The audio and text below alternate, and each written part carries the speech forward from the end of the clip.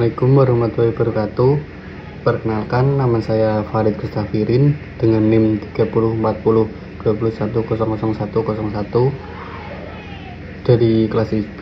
Di sini saya akan mempresentasikan mengenai pengembangan konseptual dan inovasi desain produk terbaru dalam perusahaan Toyota. Langsung saja, yang pertama dari our history perusahaan Toyota. Perusahaan Toyota ini didirikan di Tokyo pada 28 Agustus 1937. Pendirinya adalah Kiichiro Toyoda, anak tertua dari Sakichi Toyoda, sang pencetus industri Toyota. Toyota awalnya adalah membuat mesin jahit pada awal 1900-an. Kiichiro Toyoda sendiri adalah putra pendiri Toyota Loom Works, Sakichi Toyoda. Sesaat sebelum meninggal, dia mendorong putranya untuk mengajar mimpinya dan bertaruh pada industri manufaktur otomotif. Kiichiro akhirnya menciptakan apa yang kemudian menjadi Toyota Corporation. Dia mengundurkan diri dari posisinya di perusahaan tahun 1948 karena penjualan dan profitabilitas yang buruk, dan meninggal 4 tahun kemudian. Tahun 1957, keponakannya Eiji Toyota menjadi kepala Toyota, mengawasi keberhasilan ekspansi di seluruh dunia dan peluncuran kendaraan paling terkemuka dan mewah di Jepang, contohnya Lexus. Adapun keputusan instruktur dari perusahaan desain Toyota ini, investor dan kelompok lingkungan telah mengkritik Toyota karena lambang mengembangkan mobil bertenaga baterai dan mengatakan Toyota ini tertinggal di belakang Tesla dan produsen otomotif lainnya yang lebih gesit menangkap permintaan dalam perubahan pasar yang tumbuh cepat. Dalam hal itu, Toyota akan memberikan respon dengan inovasi yang akan diberikan kepada konsumen, seperti teknologi baterai elektrik vehicle, desain elegan, dan high teknologi. Uraian dari keputusan tadi yaitu teknologi baterai elektrik vehicle sendiri, di mana mobil ini menggunakan sumber energi baterai yang memberikan kualitas yang ramah lingkungan tanpa harus mengisi bahan bakar minyak. Lalu desain sporty, meningkatkan ekspektasi terhadap pengalaman berkendara dan konsep desain yang menyeimbangkan tenaga dan keanggungan.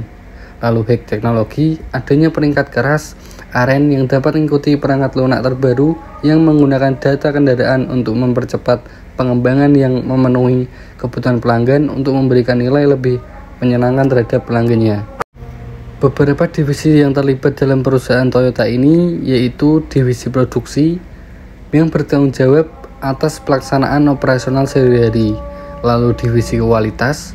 Di sini divisi ini fokus pada pemantauan dan perbaikan kualitas produk. Divisi logistik bertanggung jawab atas manajemen rantai pasokan, persediaan dan distribusi. Lalu divisi teknik. Divisi ini terlibat dalam perencanaan dan pengembangan proses produksi. Divisi keuangan. Divisi ini adalah pengambilan keputusan keuangan. Dan yang terakhir, manajemen tingkat atas.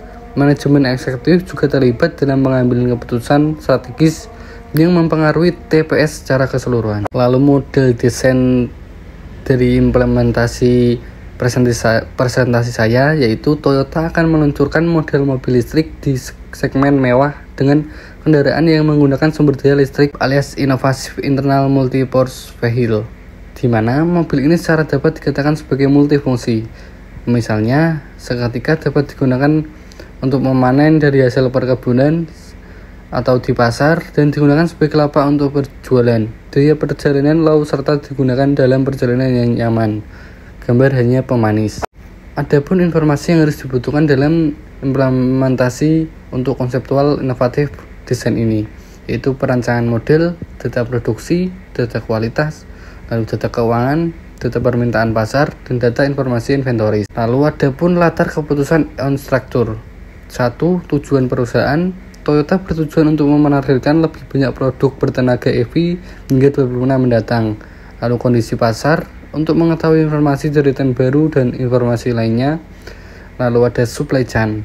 Perusahaan akan tetap mengusahakan barang buku akan tetap tersedia. Adapun untuk alternatif dari perusahaan Toyota ini, Toyota sebagai perusahaan yang multinasional perlu mempertimbangkan segmen pasar dan memantau kondisi pasar, di mana informasi ini berfungsi untuk mengetahui tren dan kondisi yang terjadi pada pasar dan perubahan apabila dalam keputusan yang telah dijelaskan kurang sesuai dengan kondisi pasar yang dapat dilakukan dengan salah satu keputusan di mana hanya fokus dalam pengembangan teknologi.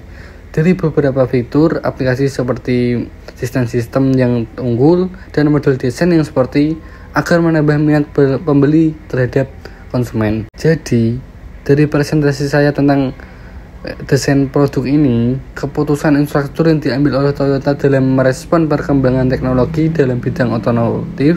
Toyota berfokus dalam pengembangan teknologi dan desain yang sporty dari segi mobil multifungsi, serta penghematan biaya dalam mengisi daya.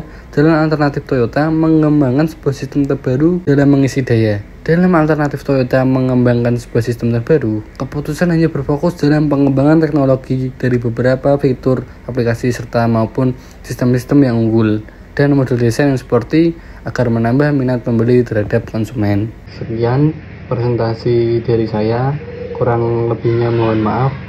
Assalamualaikum warahmatullahi wabarakatuh.